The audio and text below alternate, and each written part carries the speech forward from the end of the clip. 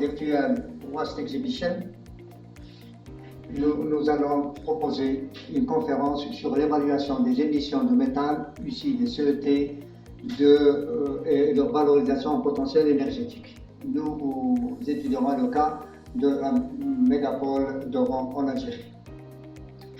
L'Algérie, plus de 13 millions de tonnes de déchets ménagers solides sont produits annuellement par 42 millions d'habitants. Le ratio moyen est de 0,85 kg par habitant par jour, avec une augmentation de 3% par année. 36% de déchets sont enfouis dans les CET, 46% dans les décharges sauvages, 10% sont recyclés et 2% à peine sont compostés. Nos déchets ménagers sont riches en matière organique, sont trop humides, un PCI relativement faible qui va favoriser la production des gaz à effet de serre.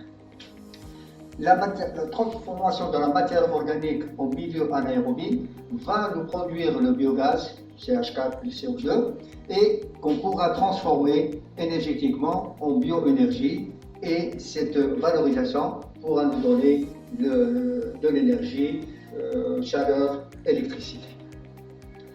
Le méthane qui est généré dépend de la composition et de la fraction de la matière organique, de l'humidité, du pH, du climat. Il est aride, semi-aride, humide, conditions météorologiques, atmosphériques, etc. La température du site aussi joue un rôle très important, plus certains facteurs qui ne sont pas physico-chimiques, tels que la taille de la population, la quantité et le type des DMS enfouis. La production du méthane dans les décharges a lieu à partir de 6 à 12 mois après l'enfouissement. Le maximum peut être atteint peu de temps après la fermeture de la décharge ou du CET. La diminution progressive sur une période de 30 à 50 ans.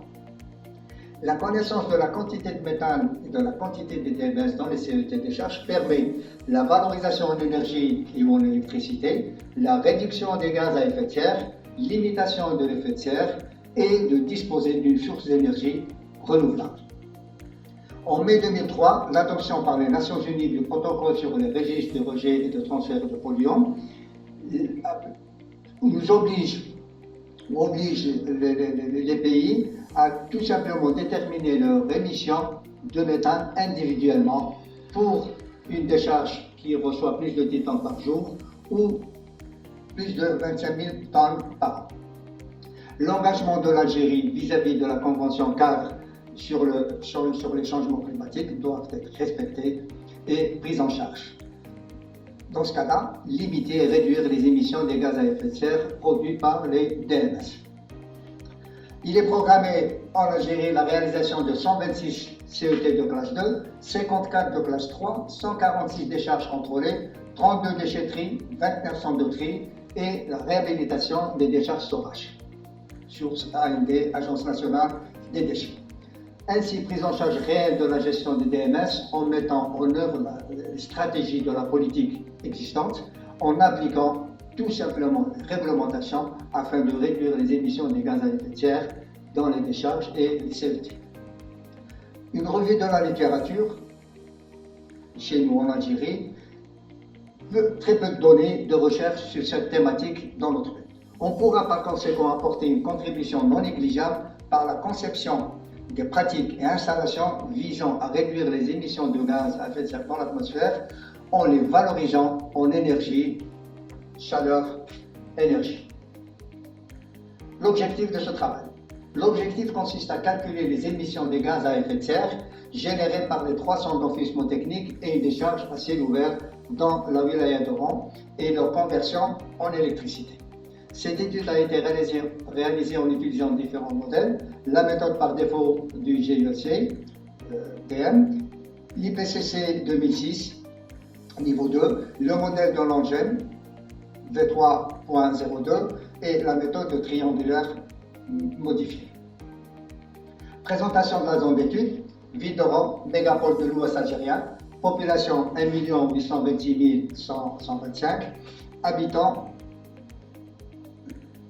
2018, 26 municipalités, superficie de 2121 km², production annuelle de DMS plus de 500 000 tonnes, le ratio 0,86 kg par habitant par jour, horizon 2035, 930 000 tonnes par an et 1,25 kg par habitant et par jour. Avec les différentes municipalités concernées. Présentation des sites.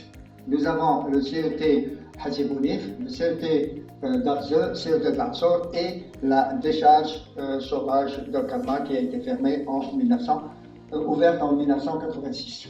Les années d'ouverture pour Hassibounif a été ouvert en 2012, Arze 2016, Lansor 2011 et Kalma 1986. La durée de vie pour chaque CET, 20 ans à peu près, et décharge de Kalma est fermée. Les quantités de déchets reçus, tonnes par jour, Hassibounif 1700 tonnes par jour, Arze 144, Al-Ansor 150 et Kalma 1200. Composition en pourcentage, juste insister sur la matière organique qui est la plus importante pour la production de gaz à effet de serre, et on voit que ça avoisine, c'est entre 60 et 80% pour la décharge de Kalma. Les modèles de calcul qui ont été utilisés, l'IPCC Défaut Méthode Intergovernmental Panel on Climate Change, l'IPCC 1996, l'IPCC First Order Decay Model, IPCC 2006, Landfill Gas Emission Model, le LONGEM, et modifié triangulaire méthode, le MTM. Alors, Default Méthode 1996, l'IPCC 1996, le CH4 total émis est donné par la formule avec toutes les connaissances qu'on doit avoir pour résoudre cette équation. L'IPCC 2006, le modèle, toujours donc les émissions CH4 par année en tonnes et en gigagrammes. Le LONGEM modèle, qui est le plus utilisé généralement, et le triangle, méthode du triangle modifié, ou le AT si vous voulez, c'est donné par le G égale 1,87 ATC0, et à des quantités de déchets déposés pendant l'année. La quantité de déchets est assimilable à la surface du terrain et on détermine à partir de ça la quantité. L'application conjointe de ces modèles, recommandée en présence de données limitées, basée sur les paramètres spécifiques de la ville de Rome, localisation, géographique, climat, limitation, ainsi de suite, satisfaction de cette méthode combinée pour la modélisation et production des gaz à effet de serre. Ces modèles mathématiques ont été développés et utilisés pour estimer la production de gaz pendant la durée de vie du CET en raison de leur ensemble complet de valeurs par défaut. D'où la mise en application des mesures réelles de méthane sur site. Les résultats et discussions. Nous montrons ici les résultats pour obtenus à partir de l'IPCC 2006, MTM et LONGEM pour les gaz à effet de serre totaux, le méthane et le dioxyde de carbone avec un pic vers les 2030-2032 à peu près. Pour l'Ansor, c'est le même résultat que nous avons obtenu pour à partir de l'IPCC, MTM et LONGEM. Le CET d'Arze et la décharge de Kalma. Ici, nous donnons à peu près les résultats obtenus. Pour CET de l'Ansor, par exemple, la quantité de méthane en gigagrammes.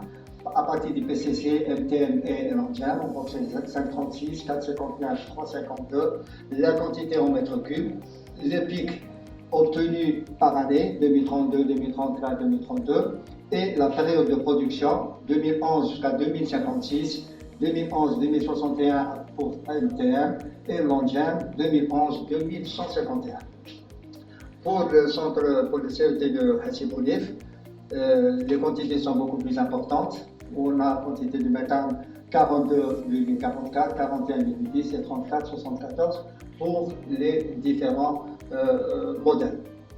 la décharge de Karma,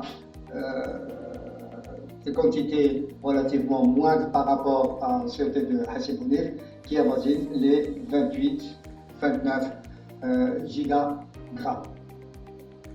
L'estimation du potentiel énergétique. Le potentiel de production d'électricité estimé par année en kWh à partir du matin émis depuis l'ouverture des décharges jusqu'en 2018 pour le Karma jusqu'en 2016, date de fermeture de la Karma.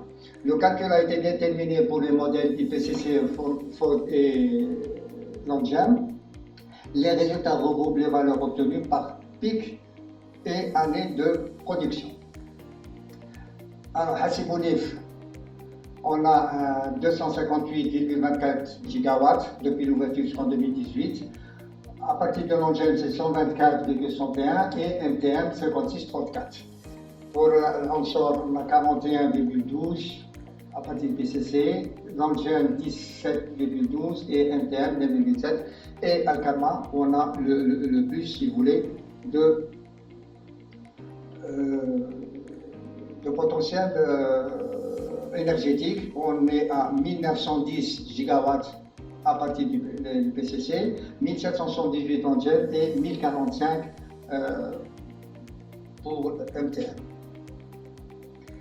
Les pics par année 2017-2018, alors que pour l'Ansor c'est 2037, 2037 à peu près, et pour Hassibounif 2033.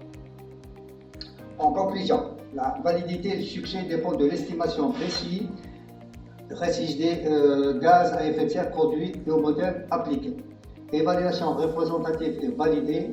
Il faut des mesures sur le terrain indispensables pour proposer le modèle ou une combinaison de modèles la plus appropriée à nos déchets. Cette étude doit être généralisée à l'ensemble des CET décharges en Algérie avec installation de captage et transformation du CH4 en électricité. L'évaluation des gaz à effet de serre à travers les CET décharges, l'extraction du CH4 et sa transformation en potentiel énergétique, chaleur ou électricité. Ce qui donne un bénéfice sur 4 plans: la réduction des gaz à effet de serre, la préservation de la planète de l'effet de serre, disposition d'une source d'énergie renouvelable et participation à l'économie circulaire du pays. Merci de votre